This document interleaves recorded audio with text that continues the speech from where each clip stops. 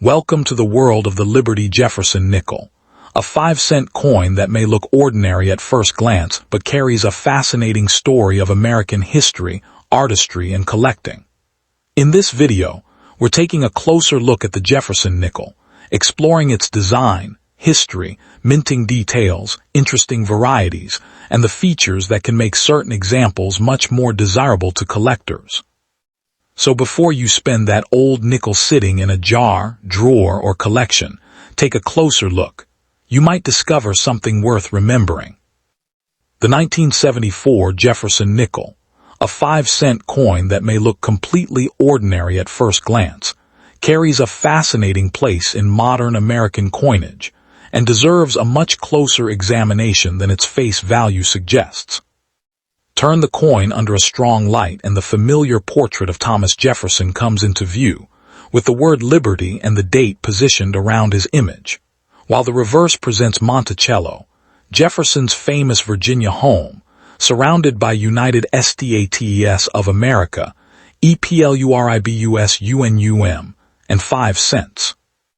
Unlike the wartime Jefferson nickels of the 1940s that contained silver, the 1974 nickel was made from the standard copper-nickel composition used for ordinary Jefferson nickels of the era, so its normal appearance should not be mistaken for a precious metal coin. Yet that is exactly what makes examining an apparently common 1974 nickel so interesting. Collectors are not simply looking for an old coin. They are looking for something that happened differently during production. Something unusual enough to separate one example from millions of ordinary pieces. The story behind the 1974 Jefferson nickel begins with the continuing legacy of Felix Schlag's famous Jefferson design, introduced decades earlier and still recognizable in American pockets during the 1970s. By 1974, the Jefferson nickel had already become an everyday workhorse of American commerce, passing through cash registers, vending machines, banks, and countless households. That enormous circulation created an environment where most examples experienced scratches, contact marks, discoloration, and worn surfaces almost immediately after leaving the mint. This is where the collector's eye becomes important. Look closely at Jefferson's portrait, the sharpness of his hair and facial details, the lettering around the rim, and especially the reverse design of Monticello. On a particularly well-preserved specimen, the architectural lines can remain remarkably crisp, while a heavily circulated example may show flattened details and numerous small marks. The difference between ordinary and exceptional condition can be dramatic, and it is one reason a coin that spent decades unnoticed in a jar or drawer can suddenly become much more interesting when examined under magnification. But condition is only the beginning, because unusual minting characteristics can create another layer of intrigue. A genuine mint error or significant variety must be distinguished from damage that happened after the coin entered circulation. Examine the date 1974 carefully and inspect the lettering for signs of unusual doubling. But remember that machine doubling, die deterioration, scratches, and other forms of damage can easily fool the untrained eye. Study the rim from several angles and look for abnormal thickness, flattening, missing portions, or evidence that the coin was struck outside normal alignment. The relationship between the obverse and reverse can also provide clues, because a dramatic strike or alignment problem may be much more significant than a simple scratch.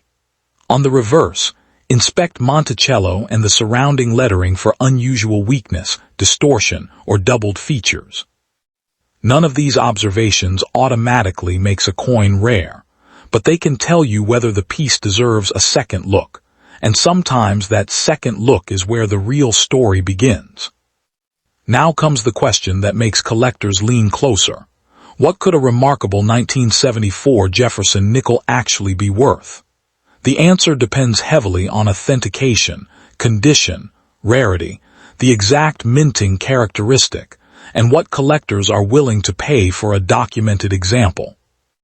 As a storytelling ladder rather than a promise of actual market value, imagine a miner but interesting variation potentially being discussed around the $2,500 to $3,500 range, while a more notable and authenticated example could be imagined around $9,000.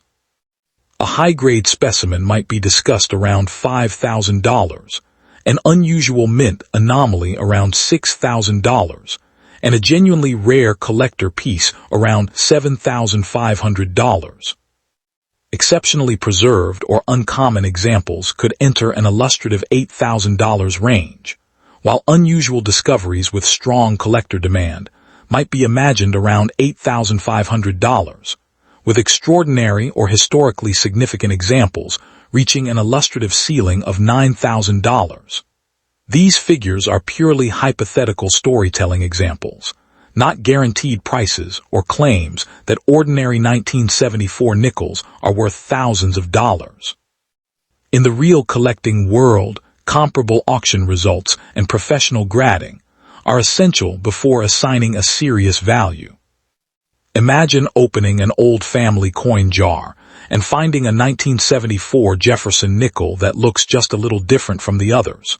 At first, it might seem like nothing more than 5 cents, but then you notice an unusual rim, a strange alignment, or lettering that appears doubled under magnification.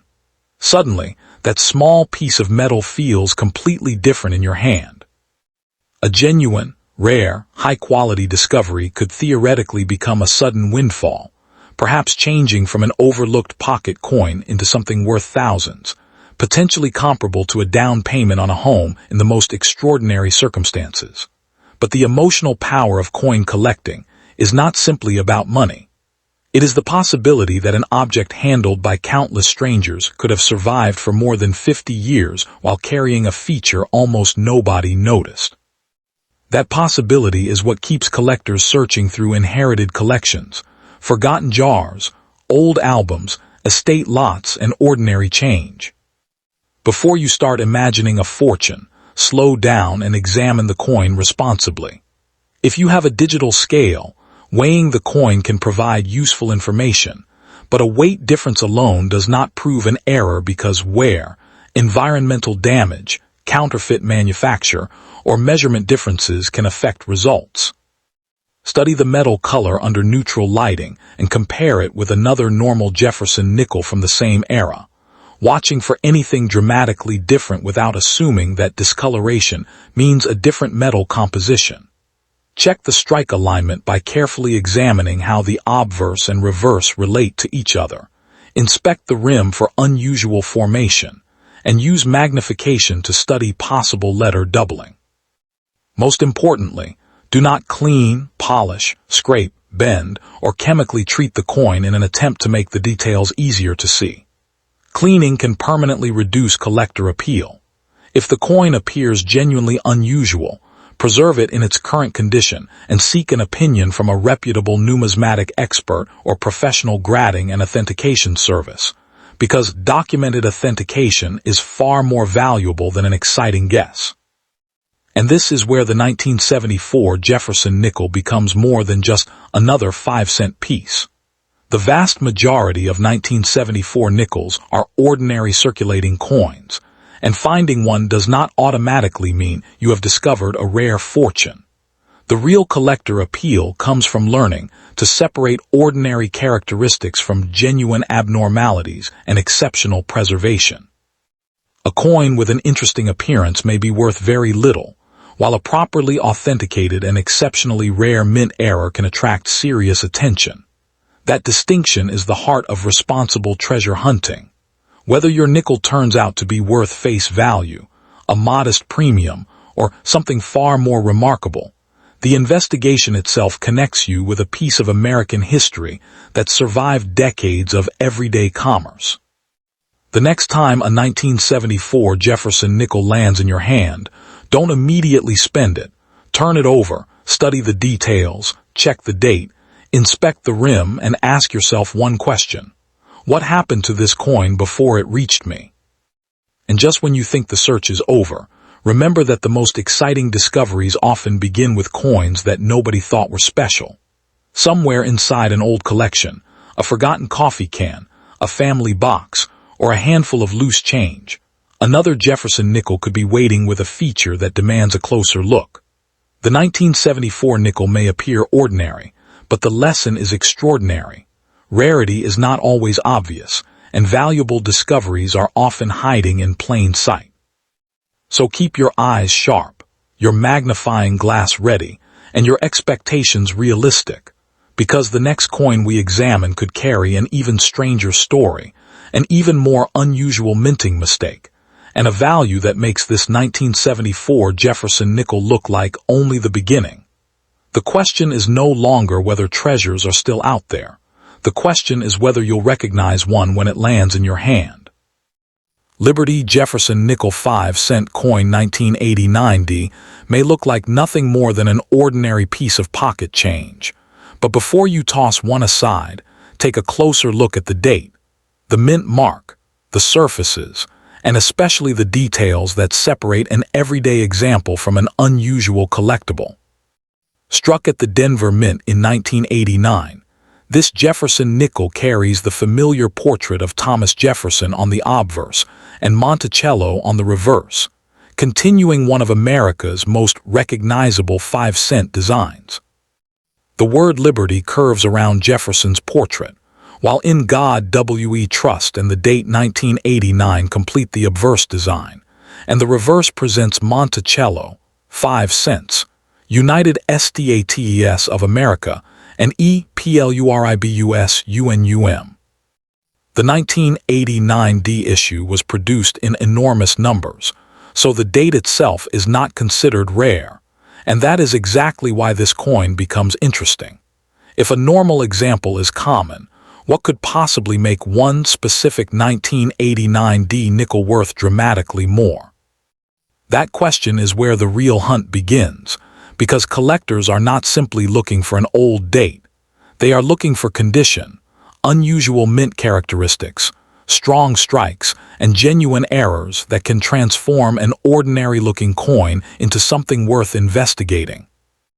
At first glance, the 1989D Jefferson nickel has the familiar silvery appearance of a modern circulating 5-cent coin. But remember that this is not one of the wartime silver alloy Jefferson nickels from the 1940s. The 1989D nickel uses the standard copper-nickel composition associated with modern Jefferson nickels, and a normal coin should weigh approximately 5 grams when measured on a properly calibrated scale, with a diameter of about 21.2 millimeters. Those numbers give you an important starting point, because a significant weight difference can sometimes signal damage, alteration, or an unusual minting situation, but weight alone never proves an error. Examine the color under neutral lighting as well. A genuine coin can show natural tunning, discoloration, or surface changes from circulation, while an unusual color could come from environmental exposure, chemical treatment, plating, or other causes that have nothing to do with a valuable mint error. This is where patience matters. Instead of immediately assuming that every strange-looking nickel is rare, compare it with another ordinary 1989D Jefferson nickel, study the differences, and ask whether the feature appears to have been created during minting or happened afterward. That simple distinction can prevent an exciting discovery from turning into an expensive mistake. Now turn your attention to the strike, because this is where the coin can begin telling a completely different story. Look closely at Jefferson's portrait, the lettering around the rim, the date, and the reverse details surrounding Monticello. A strong strike should bring out the design clearly, while areas of weakness can sometimes be caused by normal production factors rather than a dramatic error. Then inspect the rim from every angle. A damaged rim, flattened edge, dent, or scrape may have happened after the coin left the mint, but a genuine striking problem can produce unusual shapes or characteristics that deserve professional examination. The same principle applies to possible doubling. If you see what appears to be doubled lettering in Liberty, In God We Trust, the date, or parts of the reverse inscriptions, do not immediately celebrate. True doubled dies have specific characteristics and are different from machine doubling, die deterioration, strike distortion, or ordinary wear. Magnification can help you see the details, but it cannot replace expertise. The most exciting-looking feature on a coin can sometimes be the least valuable if it was created after minting, while a subtle and authenticated mint error can be far more important to collectors. And this is where the mystery of the 1989 Jefferson nickel becomes especially compelling. Rarity does not automatically come from age. A coin can be less than 40 years old and still attract attention if it possesses a legitimate mint error, an unusual die characteristic, or exceptional preservation. On the other hand, millions of ordinary coins can survive from the same year, making an average circulated 1989 nickel generally worth only its face value or a modest premium depending on condition and collector demand. The real opportunity lies in identifying the exception rather than exaggerating the ordinary. Imagine finding a nickel in an old jar, a forgotten collection, a bankroll, or a box of inherited coins, and noticing something that does not look quite right. At first it might seem insignificant, but then you place it on a scale, inspect the rim, rotate it under the light, and compare the lettering with a normal example. Suddenly that 5-cent piece becomes a question mark. Could it be damage? Could it be a striking anomaly? Could it simply be an unusual-looking coin? That moment of uncertainty is what keeps collectors searching, because every unusual coin begins with observation before it becomes a discovery. When we reach the subject of potential values, it is important to separate exciting possibilities from realistic expectations. The following figures should be treated only as an illustrative storytelling ladder, not as guaranteed market prices for a normal 1989 nickel. In a hypothetical scenario, a minor but collectible variation might be discussed around the $2,500 to $3,500 range, while a much more notable and professionally authenticated example could be imagined around $9,000. A very high-grade coin might be discussed around $5,000, an unusual mint anomaly around $6,000, and a rare collector piece around $7,500. An exceptionally preserved or genuinely uncommon example could be framed around $8,000, an unusual find with strong collector demand around $8,500, and an extraordinary or historically significant example could potentially reach the $9,000 level in this illustrative narrative. But these numbers are not promises, price guides, or evidence that an ordinary 1989 nickel is worth thousands of dollars.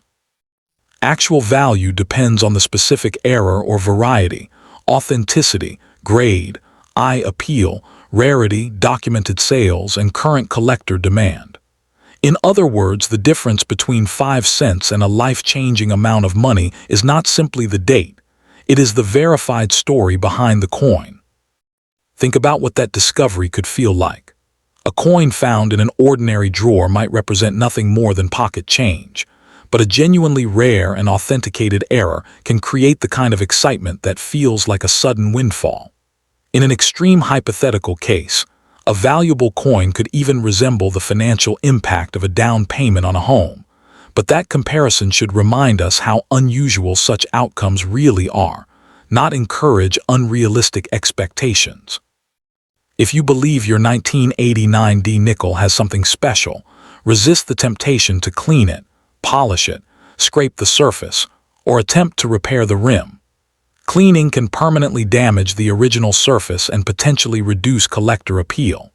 Instead, photograph both sides under good lighting, record the weight and measurements, note exactly what looks unusual, and compare it with authenticated examples from reputable numismatic references. If the coin appears genuinely promising, professional authentication and grading can provide far more reliable information than online claims or dramatic price screenshots. A professional opinion can determine whether the unusual feature is actually mint-made, whether the coin has been altered, and whether the condition is strong enough to attract serious collectors. There is also something deeply fascinating about the Jefferson nickel itself. because coins like this pass through millions of hands almost unnoticed. A 1989 D nickel could have traveled through cash registers, vending machines, pockets, drawers, jars, and collections for decades before ending up in front of you. Most will be ordinary, and that is perfectly normal. But collectors understand that the hunt is not about believing every coin is a fortune. It is about knowing enough to recognize the rare exception when one appears. Look at the date again, 1989. Look at the D mint mark. Study Jefferson's portrait, the lettering, the rim, the reverse, and the surfaces. Check the weight without assuming that a difference automatically means rarity. Examine the metal color without mistaking environmental damage for a special composition. Rotate the coin and inspect the alignment. Search for genuine doubling rather than simply blurry lettering. Most importantly, document what you find and seek professional authentication before assigning a major value to an unusual piece. That disciplined approach is what separates a careful treasure hunter from someone chasing every internet rumor about valuable coins. So before you spend that next handful of change, remember the 1989 D Jefferson nickel, because the most exciting part of coin collecting is that the next discovery never announces itself. A coin that looks ordinary under a quick glance can sometimes demand a second look, and that second look can lead to a story involving a strange strike, an unusual die characteristic, exceptional preservation, or a genuine mint error. Perhaps your 1989 D nickel is simply worth 5 cents, and that is the outcome for most examples. But perhaps there is one detail you have not noticed yet. One tiny difference in the lettering, one unusual rim characteristic, one measurable anomaly, or one authenticated mint-made error could completely change the conversation. And somewhere right now, another Jefferson nickel is sitting quietly in a pocket, coin jar, old collection, or forgotten drawer, waiting for someone curious enough to examine it. The question is not whether every nickel is a hidden fortune. The question is whether you will recognize the extraordinary one when it finally lands in your hands. And if you think this 1989 D Jefferson nickel was surprising, wait until you see the next coin, because the next discovery may have an even stranger story hiding in plain sight.